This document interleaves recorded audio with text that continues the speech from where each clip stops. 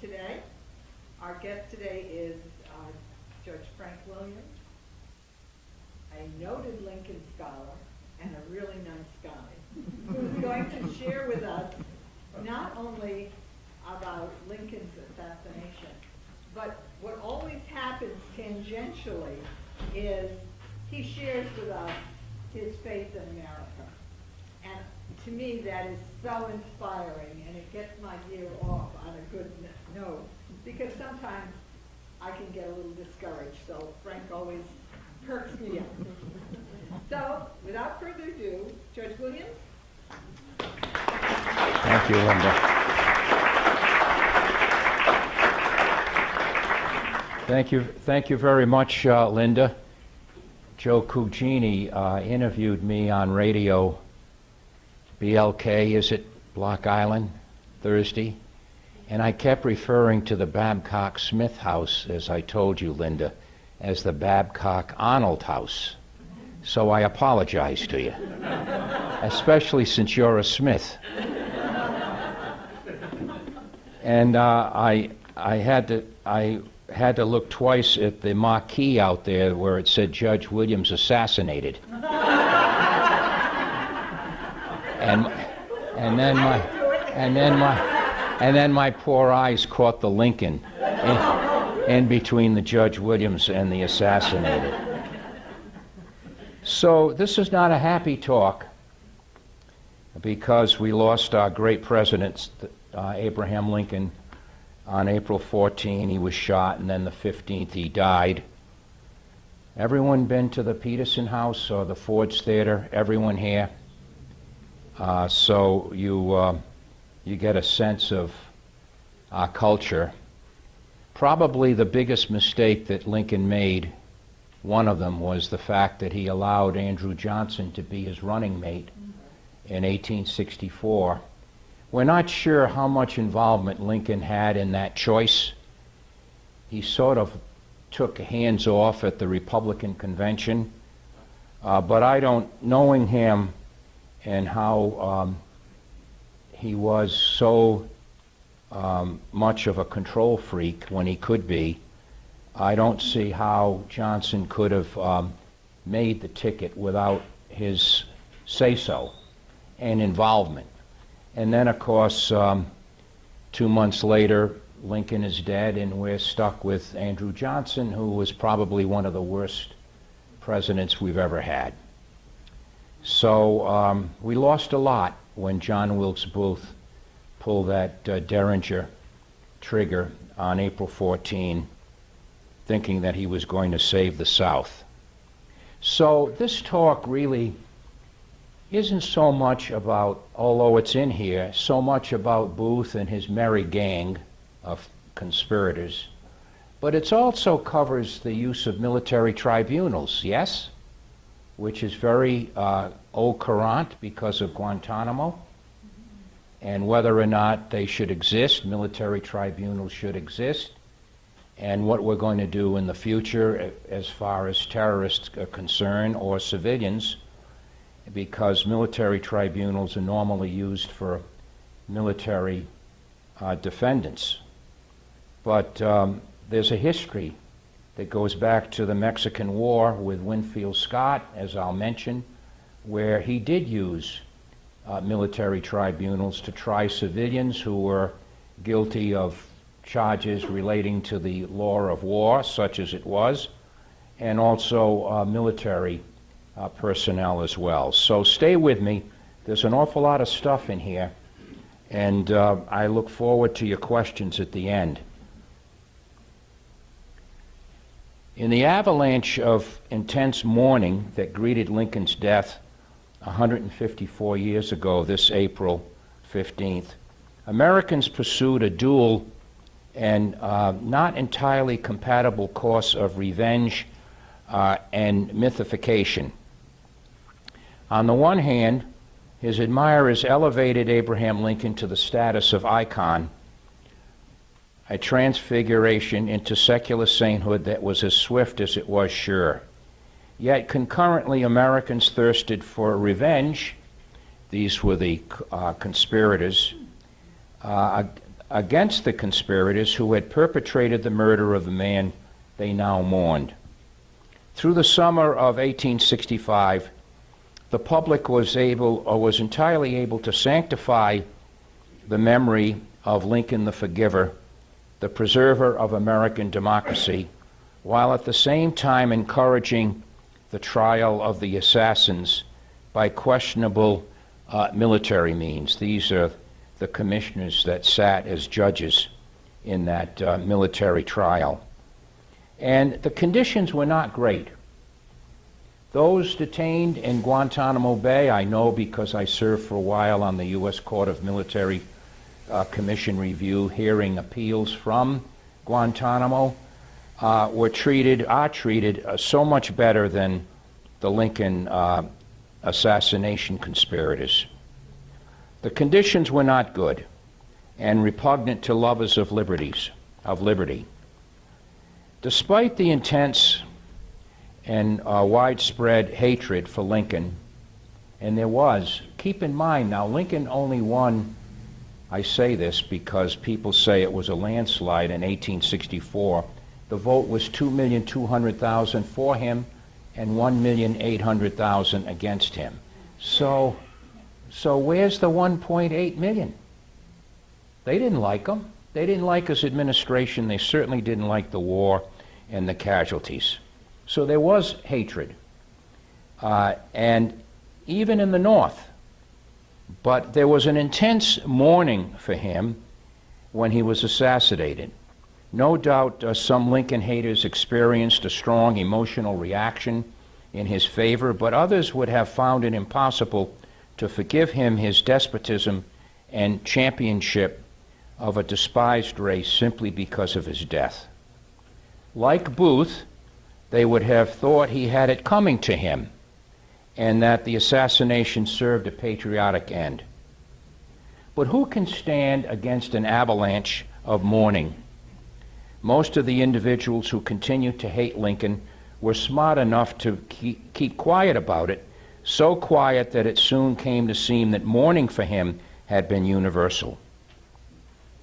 Some of the ostentatious grief displayed was not sincere, as many pronounced Copperheads, they were anti-war Democrats, most of them, sought to appease Republican mourners by over-decorating their houses and businesses with flags and mourning crepe, and by solemnly attending memorial services.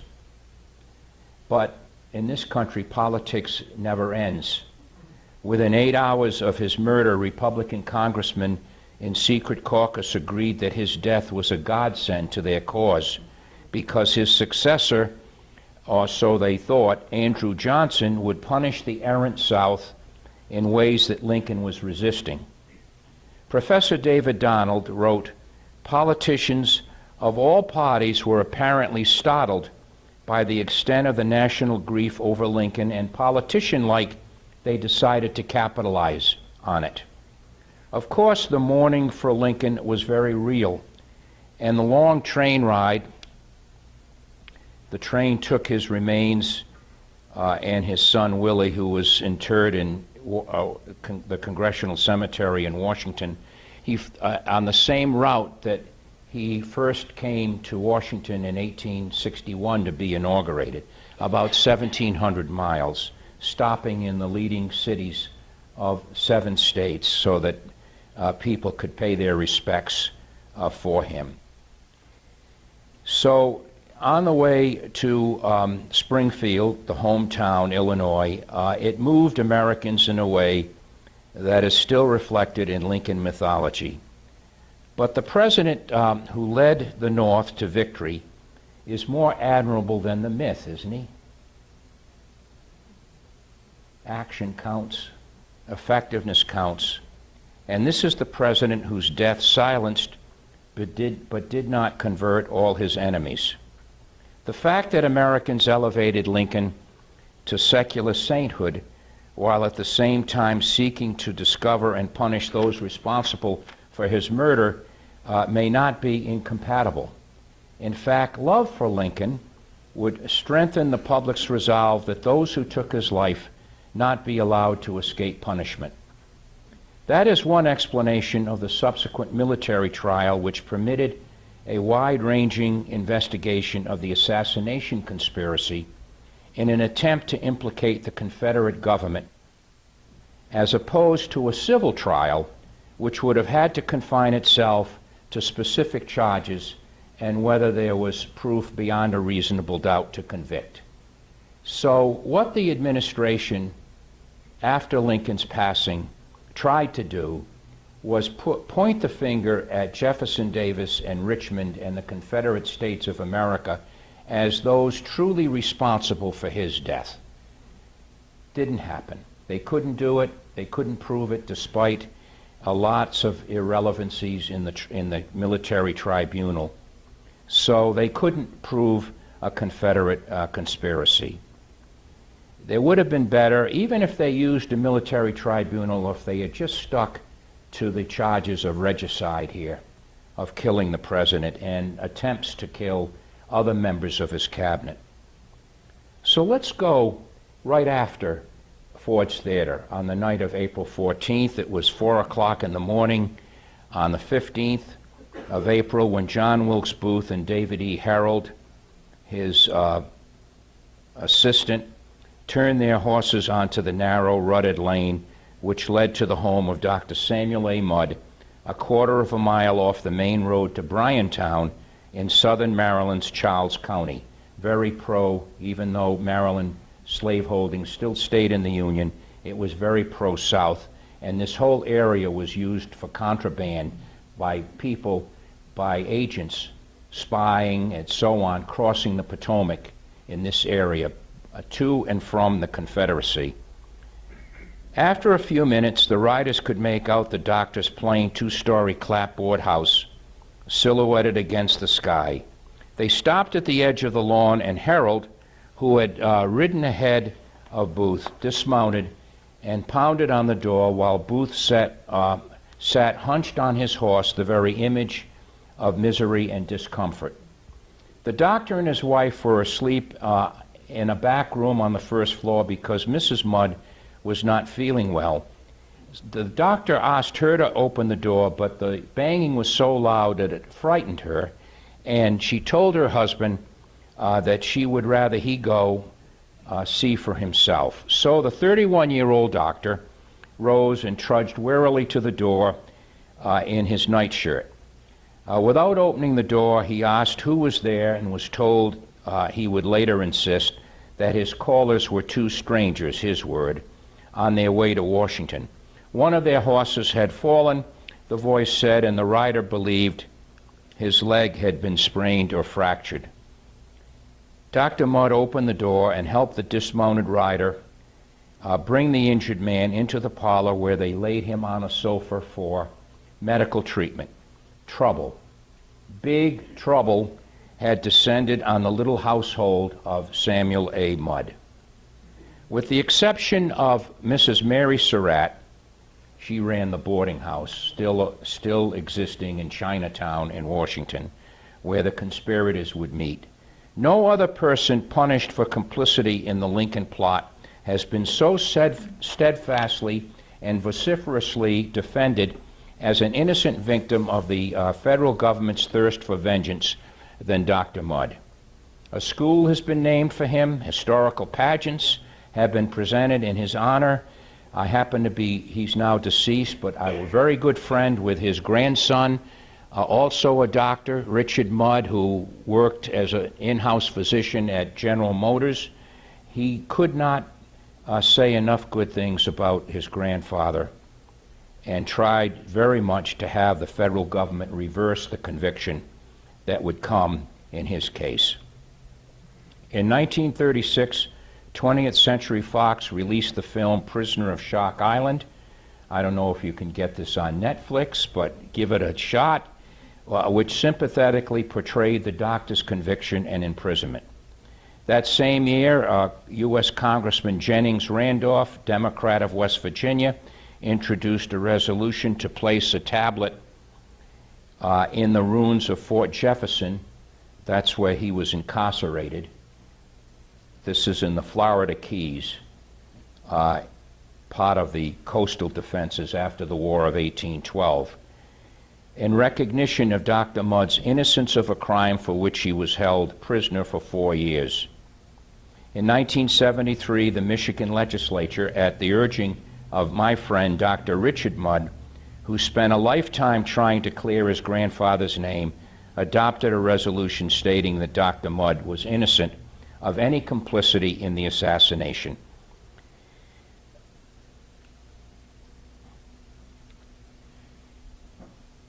This is him at Fort Jefferson. In 1979, President Jimmy Carter believed that in Dr. Mudd's innocence, although he didn't have any jurisdiction over the Federal Circuit Court in the District of Columbia, which would finally deny relief to Dr. Mudd and his family. By many, Mudd is remembered as a kind and a gentle country doctor who was sucked into the whirlwind of violence by his innocent ministrations to an injured nighttime visitor who, unbeknownst to him, had shot the President of the United States a few hours earlier. Dr. Mudd, his supporters maintain, was the American Dreyfus, an innocent man convicted and sent to prison for a crime he did not commit by an unconstitutional military commission comprised of second-rate officers on a government-sanctioned blood quest. Even his place of confinement, Fort Jefferson, in the Dry Tortugas, smacked of Devil's Island, off the coast of South America. Now that's the story. That doesn't necessarily make it true. It could be fake news. Don't believe everything we hear or people say. But Dr. Mudd's conviction, along with 7 others, by military tribunal instead of a civil trial, has inspired one of the most persistent complaints of his supporters. And since a jury failed to convict John H. Surratt, Mary's son, using the same evidence in 1867, this view has strongly reinforced supporters in their belief that the military commission seen here was a hanging court.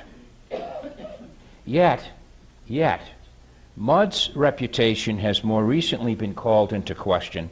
Another good friend, Ed Steers, Jr., in a 1997 book, His Name is Still Mudd, argues that the doctor, one of Maryland's largest slaveholders, was a strong Confederate sympathizer and had likely met with Booth as early as 1864. That's what did Mudd in. He lied. He lied to the federal troopers who entered all of that area, that whole escape route from Washington to southern Maryland, across to Virginia, to the Garrett's Barn near Port Royal, where Booth was finally cornered and shot by Sergeant Corbett. By lying, he was doomed. But given the inflamed conditions of 1865, Lincoln's funeral in Washington, it appears likely that a civil trial would have also found the conspirators guilty.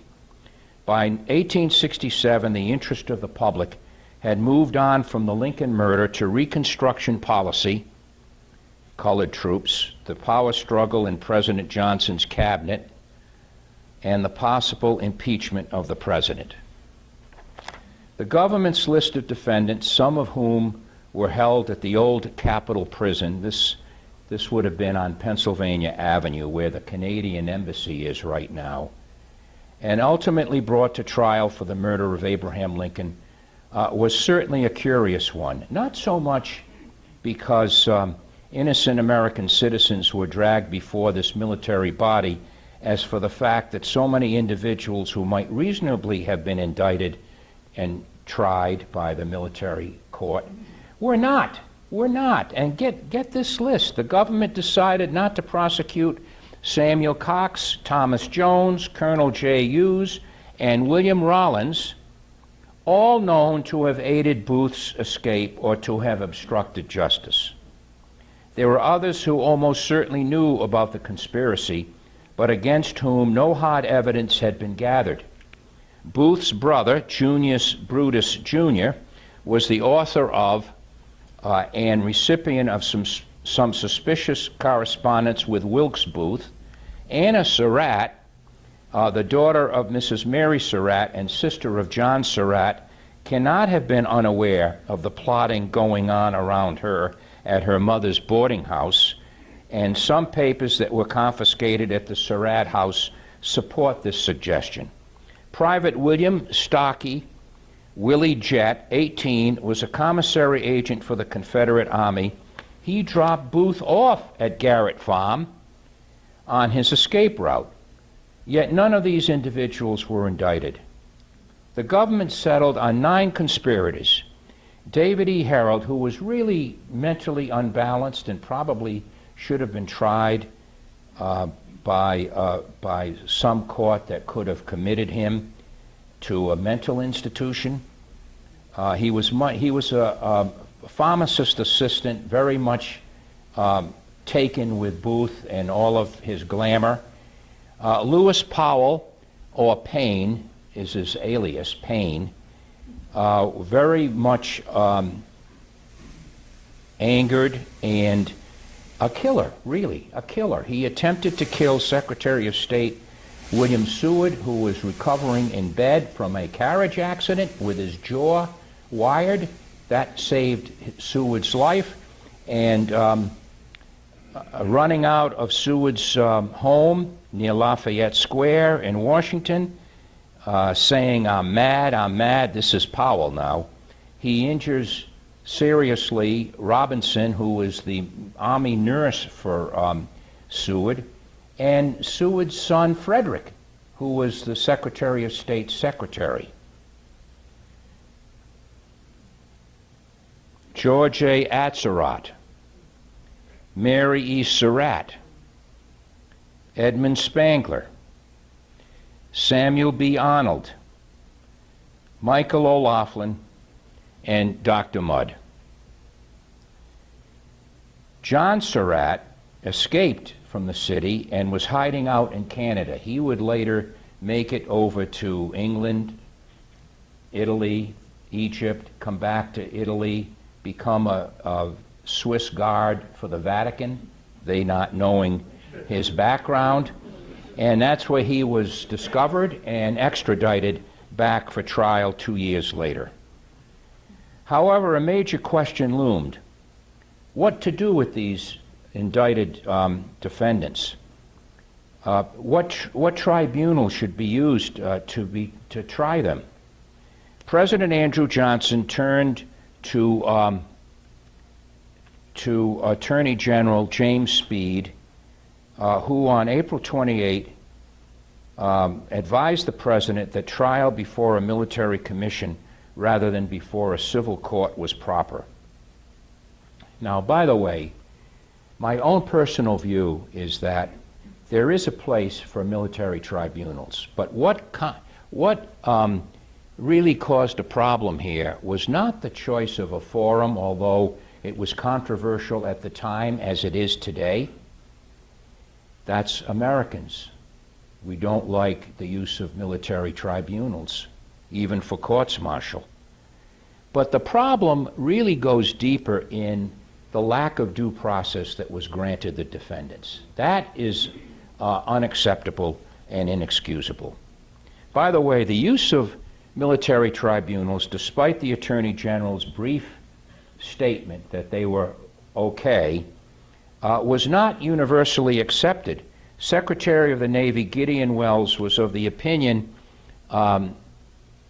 he's a former Hartford newspaper editor that served as Navy Secretary under Lincoln, that it was really Secretary of War Edwin M. Stanton who had pressured Speed into this opinion. Welles wrote in his diary on May 9, 1865, the rash, impulsive, and arbitrary measures of Stanton are exceedingly repugnant to my notions, and I am pained to witness the acquiescence they receive.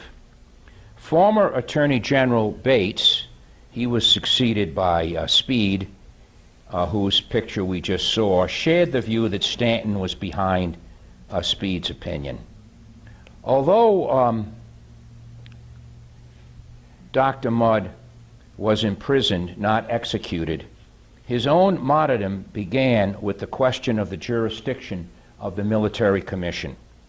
Questions arose from the fact that no real precedent existed for what the government faced: the trial of civilians engaged in paramilitary actions at the close of the Civil War.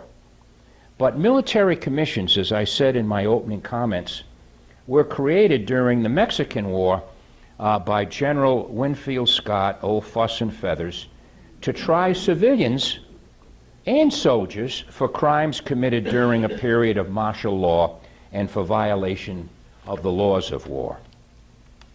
Little restraint was imposed on the officials in charge of the conspirators, and their conduct illustrates the dangers inherent in the use of courts organized to convict, and I think they were organized to convict. The president was shot on the evening of April 14, 1865, and died the following morning at 7:22, April 15.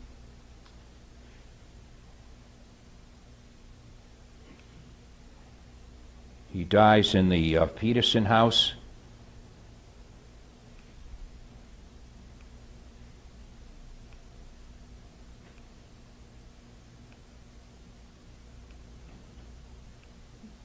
How could all those people fit into a room the size of 10 by 15? That's because the artists did what? They put in this canvas, oil painted in this canvas or engraved, all of the people who visited Abraham Lincoln, the dying president, during the night. So that's why you see so many. 5 days later, by the way, you know Virginia and I collect Lincoln material and Civil War material, which we've given to Mississippi State. Virginia's ecstatic over that and cleaning out the house. But one of the items we gave was this reward poster, the value of which, we didn't pay that, but the value of which right now at auction is about $35,000.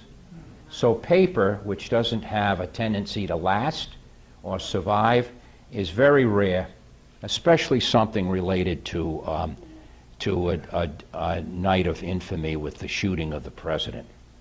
So the War Department distributes handbills. Not all of them. They didn't have enough cartes de visite. Those are those small Victorian photographs that you see at the top. They didn't even have enough of them to put on all of the posters that had been printed. So $50,000 reward for John Wilkes Booth and $25,000 for John Surratt and David Herold. Persons harboring or assisting these fugitives would be treated as accomplices and subject to trial before a military commission and the punishment of death. Both the type of trial and punishment were already laid out in this poster even before the Attorney General gave his brief opinion that military commissions were proper. It was 8 days after that the Attorney General submitted a brief note to the President. He offered, at this time, no reason to justify this belief. Secretary of War Stanton and Major General, the Adjutant General, Joseph Holt, selected the officers who would sit on the commission named to try the accused. But not all of those officers were happy with the process. One, Commissioner Major General C.B. Comstock, indicated his unhappiness to the court, to the commission, and Holt, who's sitting here in the center with his assistant judge advocate, Congressman Bingham, told him that the Attorney General had signed off on this, and lo and behold, he and another officer who also objected to the conditions of the commission, including secret meetings not open trials, was relieved from duty the next day when he showed up. And they argued that since General Grant was also part of the conspiracy, that he was not the conspiracy to murder, but he was the subject or one of the victims that Booth and his gang wanted to take out. So they considered it a conflict. The secret sessions lasted only until May 13, when, responding to pressure in the press, President Johnson, apparently on the recommendation of General Grant, ordered the trial open to the public. You can still see evidences of the trial in Fort Leslie J. McNair in Washington, the southwestern portion of the city. It's still a military installation, and the place where the conspirators were tried, this room, has been restored to the public for all to see. Comstock described the first appearance of the defendants in court.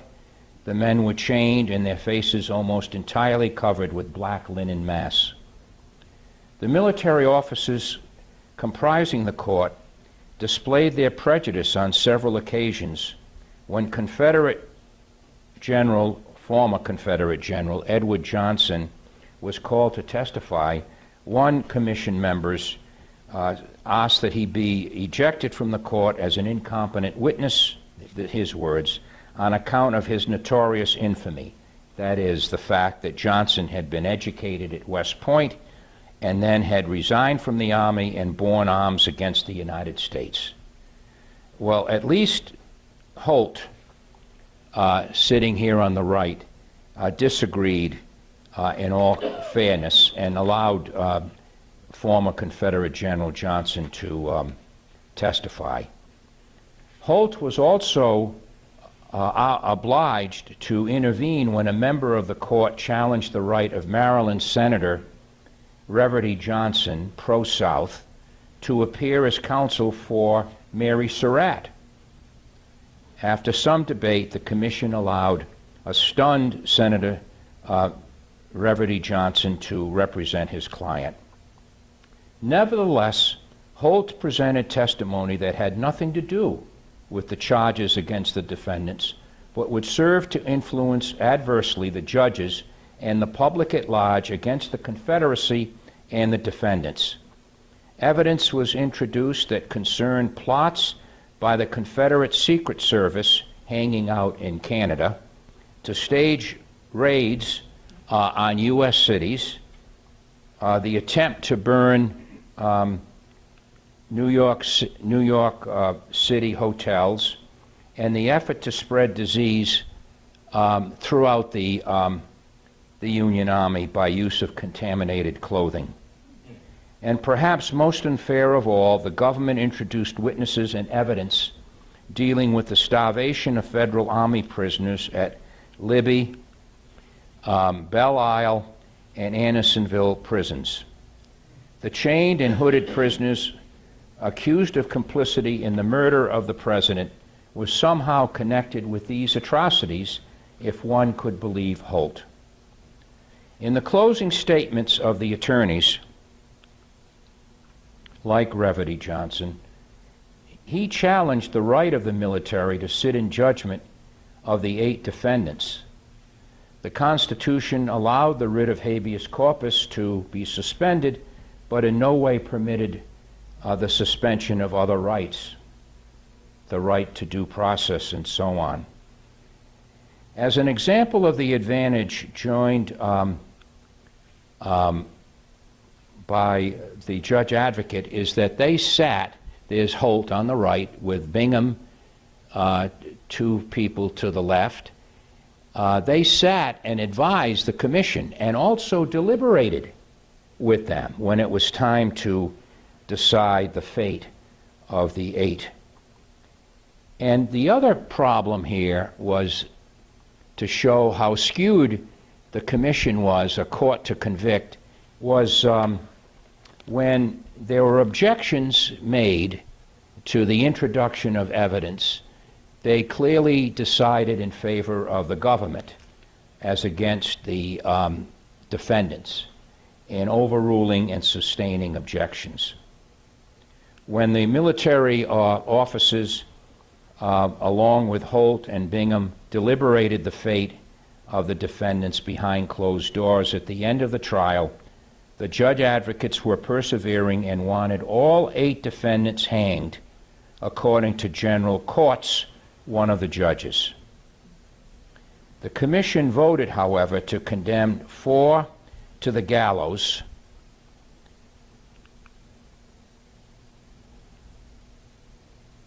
that's Courts. And this is actual Alexander Gardner photograph of the execution of the 4. You can still see the site at Fort Leslie J. McNair next to the Officers Club. And he put his camera, Gardner put his camera on a building still there, a brick building to the right, and aimed his lens down to catch the execution.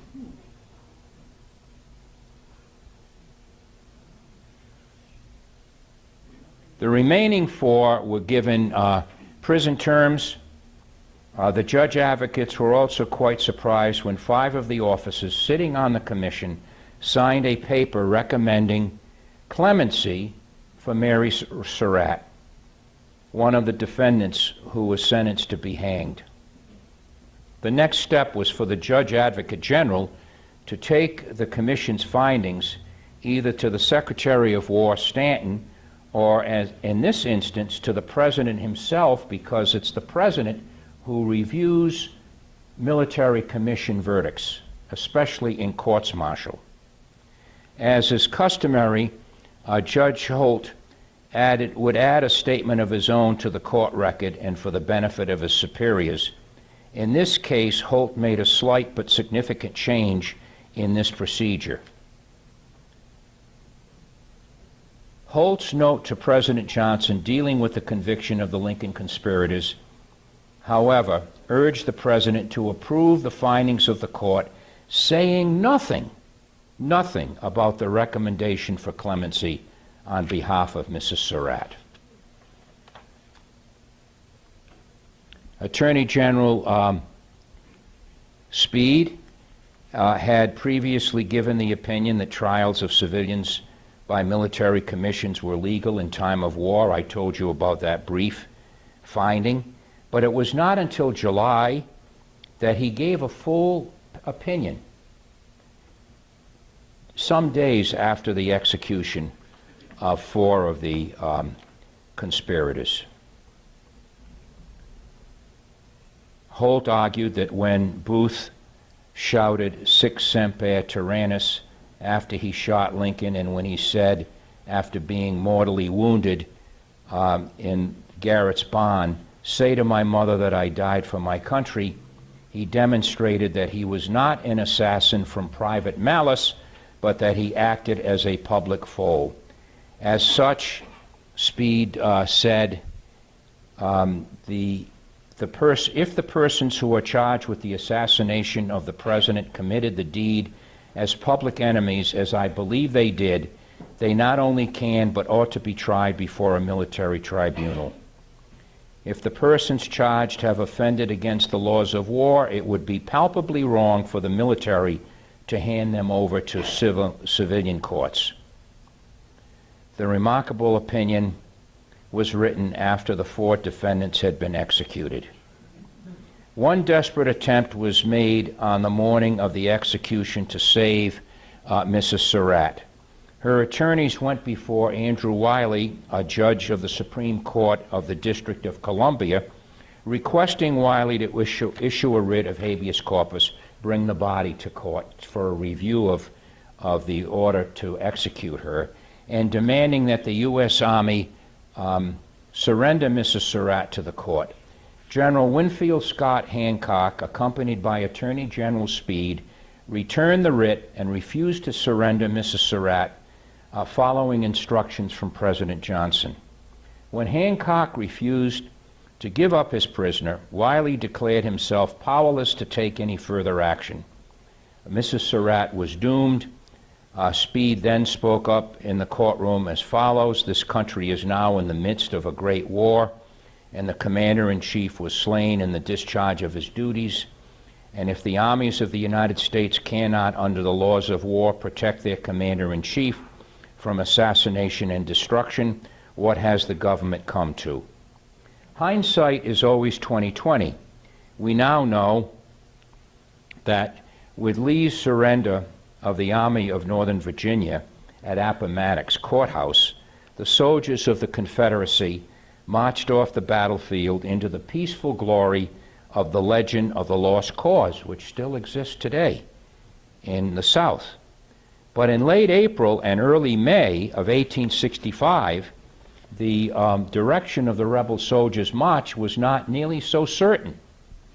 Had Lee or some other charismatic Southern leader issued a call for guerrilla warfare, still armed and still angry Southern soldiers may well have taken up the call on the very outskirts of the nation's capital. The history of civil wars is that they end in this fashion far more commonly than did the American Civil War.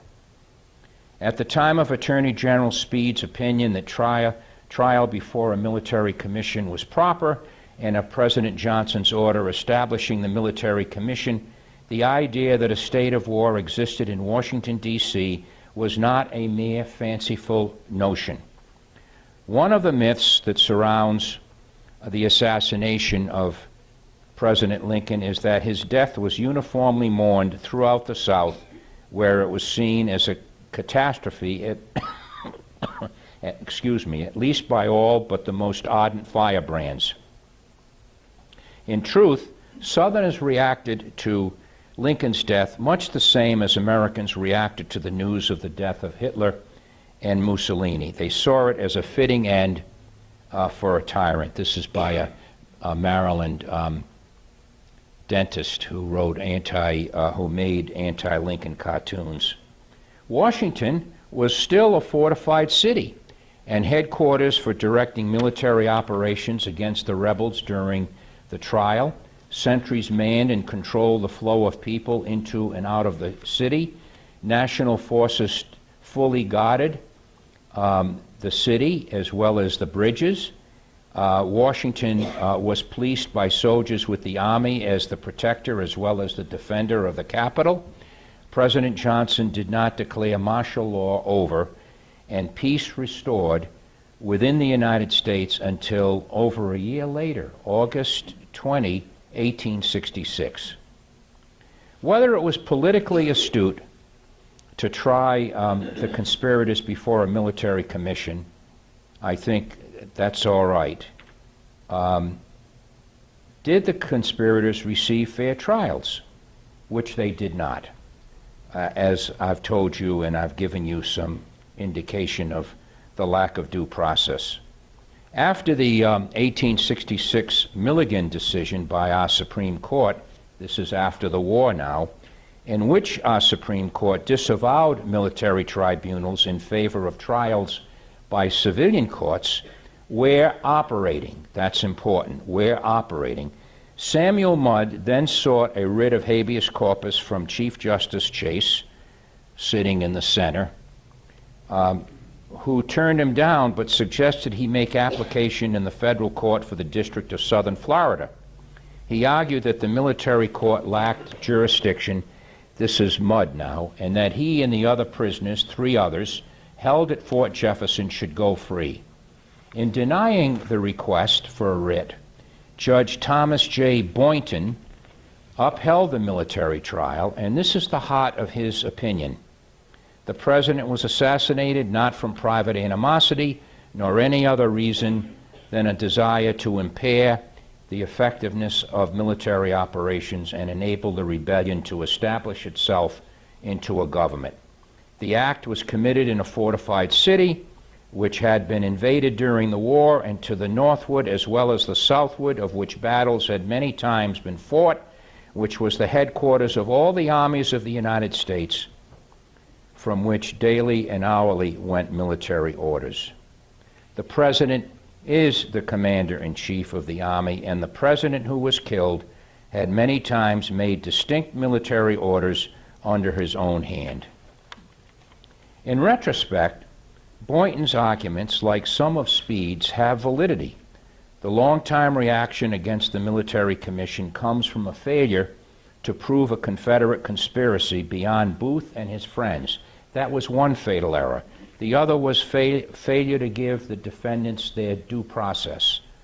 Some, like assassination scholar Edward Steers, another good friend, believe that such a conspiracy did in fact, that is, a Confederate national conspiracy from Richmond, and that within a few years we may look differently upon the military trial. Today, in closing, careful when anyone says in closing, because you get a false hope that your speaker is coming to an end.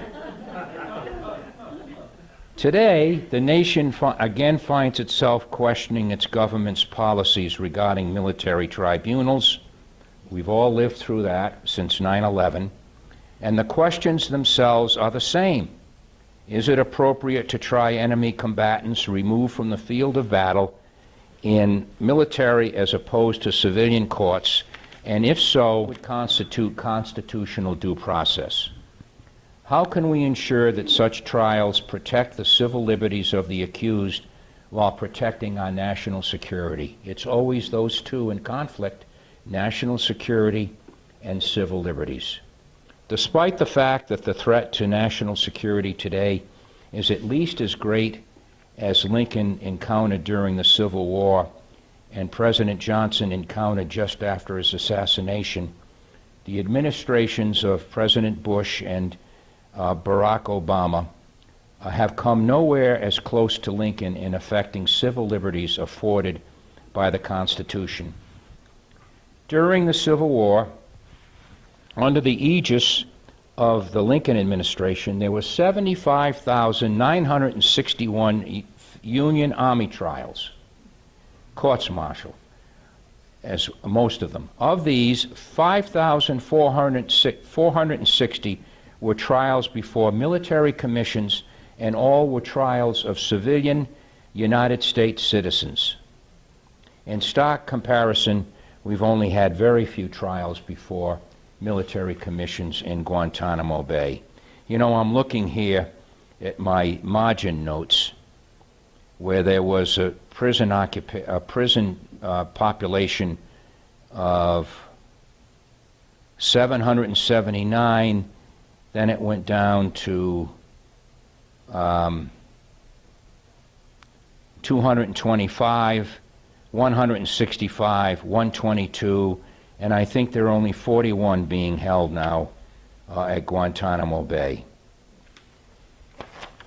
Oliver Wendell Holmes, one of my heroes, Justice of the U.S. Supreme Court, and thrice wounded Civil War veteran, once seriously in the neck, was a captain in the 20th Massachusetts, wisely noted that war opens dangers that do not exist at other times. When a nation is at war, many things that might be said in time of peace are such a hindrance in its effort that no court could regard them as protected by any constitutional right. Such was true during Lincoln's presidency, and such was true in the atmosphere surrounding the trial of the assassination conspirators. The lessons of yesterday serve as a useful guide to the very similar questions of today. We must take care that the mistakes of the past brought about by passion and outrage are not repeated, but that our very security is not sacrificed in the process. Thank you very much.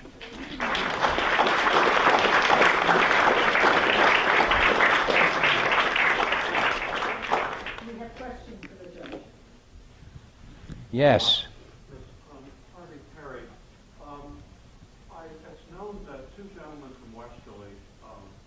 Didn't one of your relatives visit Lincoln, and you sent me some material on that? I'm referring to that. Yeah. Two bank presidents from Westerly, Charles Perry and Ethan Foster, traveled to Washington during the war to visit President Lincoln and seeking relief for 4 Quaker draft resistors who were imprisoned on a ship in New York Harbor. And they were able to just walk up to the front door of the White House and knock on the door during the Civil War. And I'm just curious what your thoughts are as to what happened during the interim period between when somebody could do that and President Lincoln's assassination that caused him to not be assassinated earlier in the White House instead of waiting until later at Fort Theater. Well, a lot of things.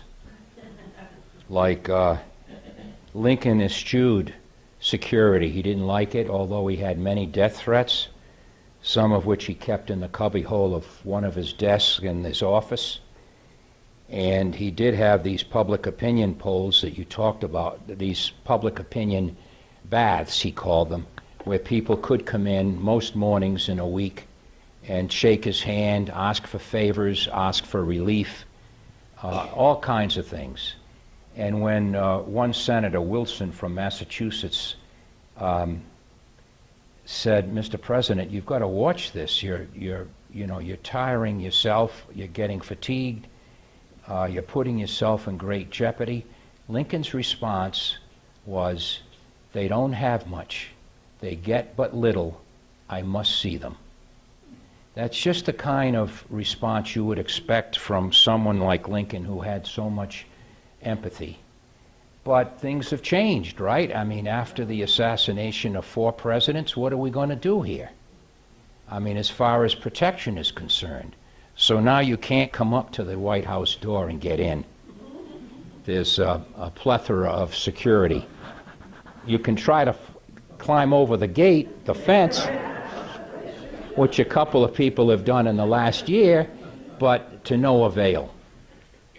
Someone else. I'm just getting, how many of you had this cold, upper respiratory cold and cough? 8, I mean, it's 6 weeks. Going on for 6 weeks. I'm not contagious, so don't worry. Don't worry, I'm beyond that period. Yes? Is there anything in the historical record about how Lincoln planned to execute the Reconstruction differently from the way it was that leads us to have many conclusions about how much better off we would have been in Reconstruction specifically? Well, he made some general comments about it, but he didn't have a real firm policy. I think he was going to work his way through it with the Congress, who wanted more, they wanted more stridency, more vengefulness against the South, and Lincoln really wanted them back, reconciled, back as part of the Union. One of the big things that he struggled over was freedom with the 13th Amendment. That's the object of Steven Spielberg's movie, how Lincoln and his administration got the resolution through the House of Representatives and out to the states. By the way, Rhode Island was the second state to ratify the 13th Amendment after Illinois, the home state. And what he was concerned about was you're giving illiterate blacks who've been prevented from reading and learning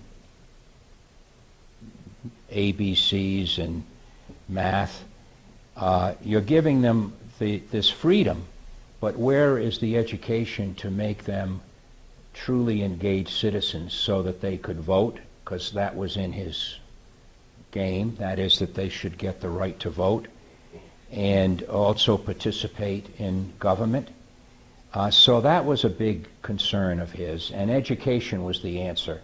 And that's why there were freedmen's schools created in all of the South to educate African American children and adults too. But it only lasted a year under President Johnson, who vetoed a continuation bill of that. So it was really flexible in the sense of what he would do, but he he had this object of bringing people back into the Union, really integrating African Americans to our culture, our political culture, our educational culture, but he never had a chance to really pin it down. Yes. So what do you think the motivation was of Secretary of War Stanton? Was it, when you spoke about it, to me it's kind of like an Alexander Haig moment, I'll take charge in a chaotic moment, and there was a need for somebody to take charge of directing what happened. Well, he did. He really was the government during the night of Lincoln's passing, and gave orders, because he was the Secretary of War, so he could order the military, and did during the war. It's a hard question to answer, because Stanton initially didn't like the president. He was a Democrat, and he had worked as a cabinet member in Buchanan's administration, the president before Lincoln. And when Lincoln had to let his first Secretary of War go, Simon Cameron from Pennsylvania, he hired Stanton. This is like the classic team of rivals that Doris Kearns Goodwin talks about in her book, where he would bring his political enemies closer, and Stanton was one. Well, as it turned out, Lincoln and Stanton really latched onto each other and had mutual respect. So Stanton became very loyal to the president. And I think his actions in pushing for a military commission and having a hanging court, which wasn't right, was understandable in view of his loyalty to not only the president, but to our country. Stanton was a lawyer, and one of the best lawyers in the country before he became a member of Buchanan's cabinet and Lincoln's cabinet. So, but it's understandable.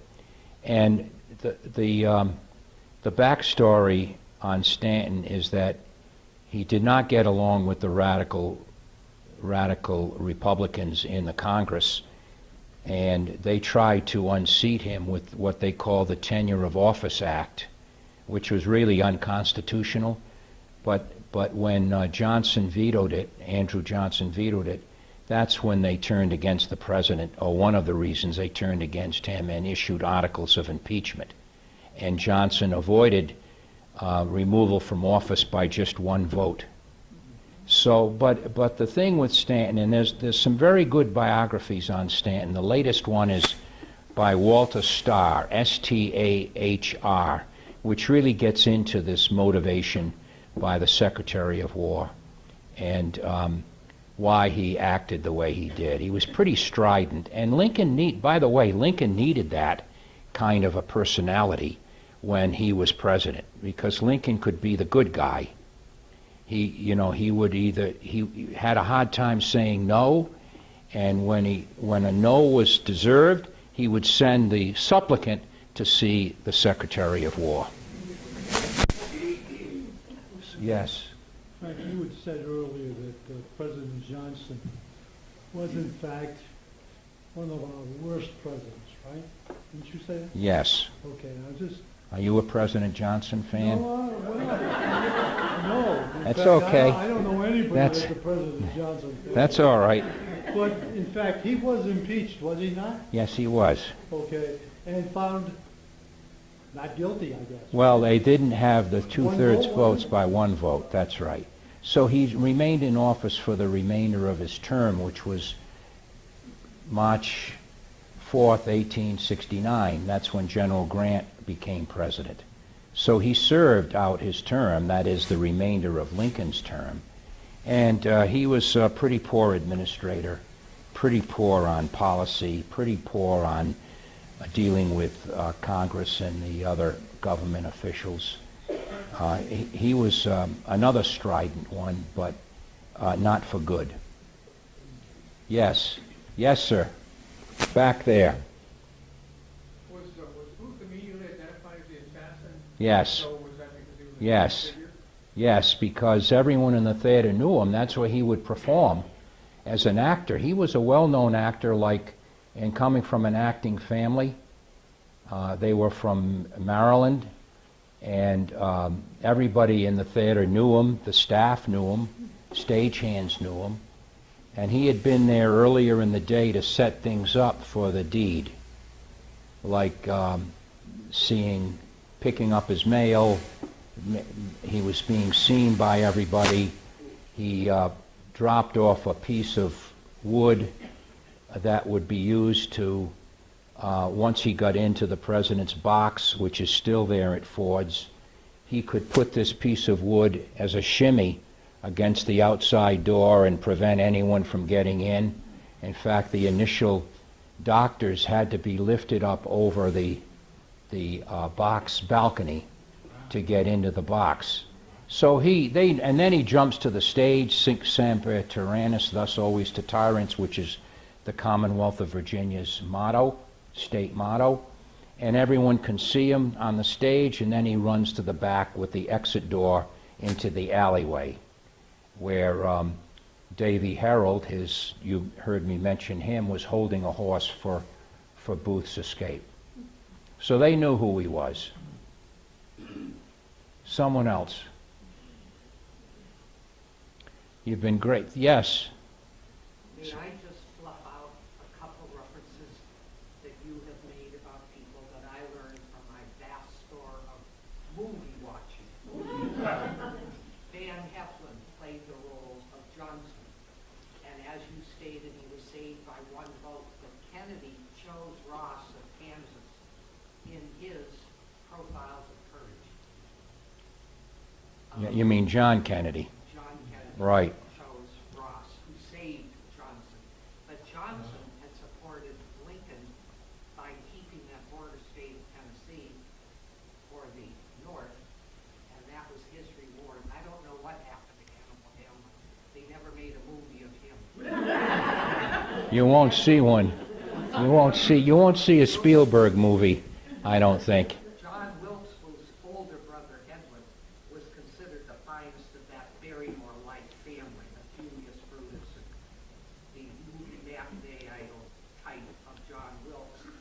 When Edwin Booth appeared a year after the assassination in a New York City venue and was beginning to start his Shakespearean part, the audience booed him and threw garbage at him for a full 30 minutes, and he stood there and took it all. He felt his family kind of deserved that. And when he was finished, they stood up and applauded for him. There's Well, a beautiful bust of Edwin Booth at the library. It's absolutely beautiful. You mean the Westerly Library? The library has a Good. Interesting. Someone else want to add an anecdote here to these great stories? Yes, Linda. You said you didn't know what happened to Hannibal Hamlin. Well, he's buried under a Westerly granite monument. Like so many. So many. In Maine, yes? Which was his home. Well, Hannibal Hamlin was the first vice president under Lincoln, and a good man, but like now, the vice president doesn't have much to do. Someone else? Thank you all very much. You've been great.